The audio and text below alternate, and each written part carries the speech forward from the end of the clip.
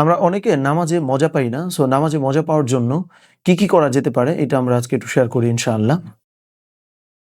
So first of all নামাজে যদি আমরা মজা পেতে চাই, একদম ১ নম্বরে যেটা করা জরুরি, যেটা নিয়ে আমরা আগেও বেশ কিছু কথা বলেছি।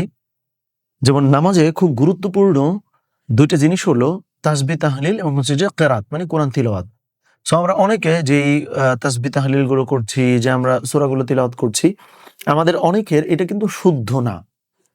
সো যেই মোমেন্টে আমি একটা সূরা পড়ছি বা তাসবিহ তাহলিল যেটাই করছি না কেন, এইটা আমরা অনেকে অর্থটা ওইভাবে হয়তো বুঝি না, বা মানে অর্থ বোঝার ২য় স্টেপ, ১ম স্টেপ হইলো অনেকে কিন্তু সুন্দর করে ওটা পড়তেও পারি না। সো যখন কোনো একটা জিনিস আমি প্রপারলি রিড করতে পারি না, সুন্দর করে পড়তে পারি না, তখন ওইটার প্রতি আমার কিন্তু আগ্রহ তুলনামূলক কম থাকে অন্যটার তুলনায় যেটা আমি খুব সুন্দর করে পড়তে পারি।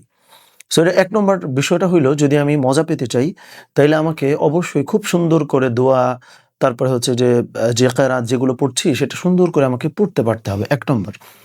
২ নম্বরটা হইলো ওই যেগুলো আমি পড়ছি এগুলোর অর্থও তো আমরা অনেকে আসলে জানি না। সো ২ নম্বর ব্যাপারটা হইলো অর্থগুলো জানা। দেখেন, সামান্য একটা বই, ওখানেও যদি আমরা মজা পেতে চাই তাইলে কিন্তু ওইগুলোর অর্থ আমাদেরকে বুঝতে পারতে হয়। সো যদি আমরা না বুঝি অর্থ, তাইলে ওখানেও তো আমরা মজা পাই না। সো নামাজের মতো এত গুরুত্বপূর্ণ একটা জায়গা, কিন্তু আমি এর কোনো অর্থ বুঝি না, কিছুই বুঝি না, তাইলে ওইখানে তো মজা পাওয়ার আসলেই কিছু নাই, তাই না? সো আমরা যদি মজা পেতে চাই, তাহলে নামাজে তাসবিহ তাহলিল যে কেরাত যেগুলো আমরা পড়ছি এগুলোর অর্থ অবশ্যই আমাদেরকে বুঝতে হবে, যদি আমি নামাজে মজা পেতে চাই, যেটা আমরা ২ নম্বরে বলেছি। ৩ নম্বরটা হইলো নামাজের আগে এবং পরে মানে পূর্বাপর অবস্থা ওইটাকে ভালো করা। এটা দ্বারা কি বোঝাচ্ছি? আমরা অনেকে খুব তাড়াহুড়ার সঙ্গে, অস্থিরতার সঙ্গে হয়তো নামাজে চলে যাই বা নামাজে হয়তো দাঁড়িয়ে যাই। কিন্তু নামাজের আগে হচ্ছে যে আমি প্রপারলি উজু করছি, তারপরে হচ্ছে আযানের জবাব দিয়েছিলাম, মসজিদে ধীরস্থিরভাবে ঢুকছি, যদি সম্ভব হয় ২ রাকাত তাহিয়াতুল ওযু পড়ছি, মানে হচ্ছে উজু করার পরে ২ রাকাত, মসজিদে প্রবেশ করার পরে ২ রাকাত নামাজ আদায় করা। এই সমস্ত কিছু করে আমি আমার নিজেকে নামাজের জন্য কি করছি? প্রিপেয়ার করছি বা প্রস্তুত করছি।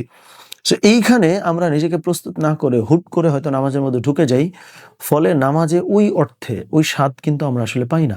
এবং পরের ক্ষেত্রেও ব্যাপারটা অনেকটা তাই, যে নামাজের যে পরবর্তী টাইম, ওটা যে ওজিফাগুলো আছে, তাসবিহ তাহলিল আছে, এগুলো আমরা পড়ি না। ফলে হয় কি? আমাদের নামাজটা একরকম দায় সারা আমল হয়ে দাঁড়িয়েছে, যে আমি অক্ত হয়ে গেছে, কোনো রকম দৌড় দিয়ে গিয়ে নামাজ পড়ে আবার চলে আসছি। যদি নামাজের মাঝখানে যে বিষয়গুলো আছে, তাসবিহ তাহলিল সূরা, সেগুলো শুদ্ধ করে পড়তে পারা, অর্থগুলো জানতে পারা, নামাজের আগের প্রস্তুতিটা যথাযথভাবে নেওয়া, নামাজের পরবর্তী হুট করে কাজে না ঢুকে গিয়ে মাঝখানে তাসবিহ তাহলিলগুলো করা, ওজিফাগুলো পাঠ করা, দোয়াগুলো পাঠ করা, মাসনুন দোয়াগুলো, তাইলে নামাজটা আপনি খেয়াল করেন, মানে যৌক্তিকভাবেও কিন্তু নামাজটা তখন কি হয়? মিনিংফুল মনে হয়, এবং তখনই নামাজের মধ্যে আসলে প্রপার স্বাদটা পাওয়া যায়। অন্যথায় আমি এটার একটা কোনো রকম দায় সারা গোছের ইবাদত যদি মনে করি, তাইলে কিন্তু নামাজটা ফরজিয়াতটা হয়তো পালন হয়ে যায়, কিন্তু ওই অর্থে আমরা মজাটা তো এখানে পাই না।